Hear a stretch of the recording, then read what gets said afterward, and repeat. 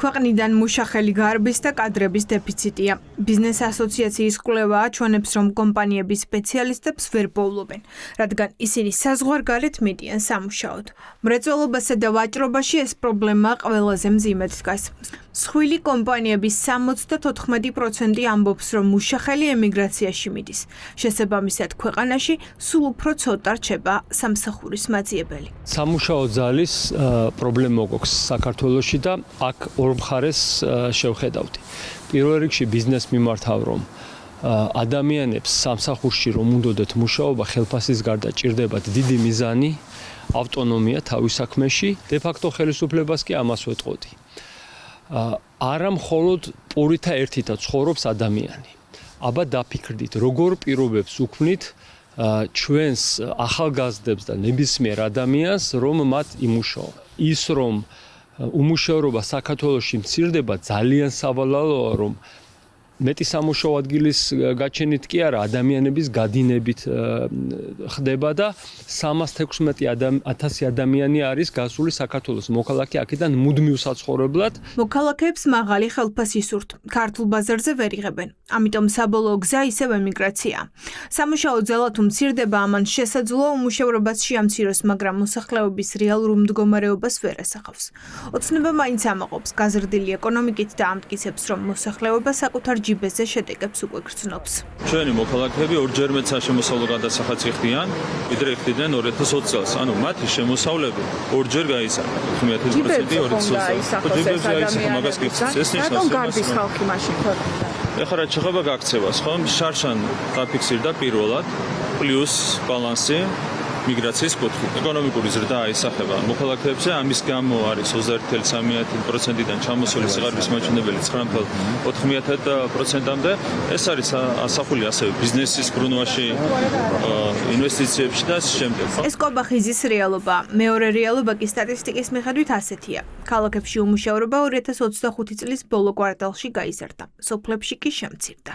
ქართულმა ოცნებამ ამ წლების განმავლობაში ქვეყნიდან გააქცია ყველაზე შრომისუნარიანი და ყველაზე მცოდნე ნაწილი ჩვენი საზოგადოების და შესაბამისად ხალხის შემცირების ხარჯზე შემცირდა სამსახურის მაძიებელთა რაოდენობაც, თუმცა რეალობა ყველამ ძალიან კარგად იცის და რეალობა არის ის, რომ ჩვენ ქვეყანაში მოსახლეობა ცხოვრობს ძალიან მძიმე ეკონომიკურ და სოციალურ პირობებში. ვინც არიან საქართველოში დარჩენილები, ისინი ან არიან ფსევდოდასაქმებულები, ბევრი მათგანი ამ აღრიცხვის მიხედვით არიან ადამიანები, რომლებსაც უბრალოდ შტატები აქვს გაბერილი და უბრალოდ თანხას იღებენ კონკრეტულს და ოცნებასთან არიან დაახლოებულები და ზოგადად ძალიან ბევრი ადამიანი უცხოეთში წავიდა, ამიტომაც ის აღარც ეძებს ხო სამსახურს, ამიტომაც ეს სტატისტიკური манипуляция არის აბსოლუტურად არადამაჯერებელი. თან უმუშევრობა შემცირებულა და თან საკმარისი სამუშაო ადგილები და ჭარბი კონკურენცია ყოფილა ქვეყანაში.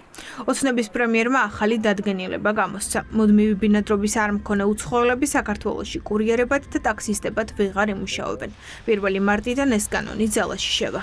ჩვენ უნდა დავიცვათ ჩვენი მოქალაქეების ინტერესები, მათ შორის შრომითი ინტერესები. ჩვენ განსაზღვრეთ ის სფეროები, სადაც შესაძლებელია დასაშვებია უცხოელების დასაქმება და სადაც არ არის ეს მიზანშეწონილი და შესაბამისად დასაშვები. ეს არის მნიშვნელოვანი იმისათვის, რომ ჭარბი კონკურენცია არ შეექმნათ ჩვენ მოქალაქეებს დასაქმების კუთხით. ახლა ეკონომისტები ითვლიან, რა შედეგებს მივიღებთ რიცხვებში, როცა უცხოელებზე შეზღუდვების აღსრულებას დაიწყებენ. სავარაუდოდ მომსახურებაზე ფასების კიდევ უფრო მატებას უნდა ველოდოთ. ამას ქმედითი, ასე ვთქვათ, ეფექტი ვერ ექნება იმდენად, რამდენადაც ახლა თქვენ კარგად იცით, რომ ეკონომიკაში ასეთი უხეში ჩარევები დადებით ეფექტს როგორც წესი არ გვაძლევს ხოლმე. მე ამ მიმართულებით ორ შედეგს ველოდები. პირველი აუცილებლად ეს აისახება ფასებზე, მომსახურების ფასებზე, რომელიც რიგით მომხმარებლებს შეაწუხებს და მეორე მიმართულება დროის გარკვეულ პერიოდში როგორც მინიმუმ ეს გააუარესებს ხარისხსაც. სტატისტიკით манипуლირება ახალი ამბავი არ არის. უმუშევრობა და სიღარიბე თუ მცირდება, ეკონომიკა კი იზრდება, მაშინ რატომ არის მოქალაქეების ყოფა უფრო მძიმე ვიდრე აქამდე? ოცნება ამტკიცებს, რომ აბსოლუტური სიღარიბე შემცირებულია. ერთი შეხედვით კი, თუმცა რეალურად შემცირდა ხარჯების ზღვარი.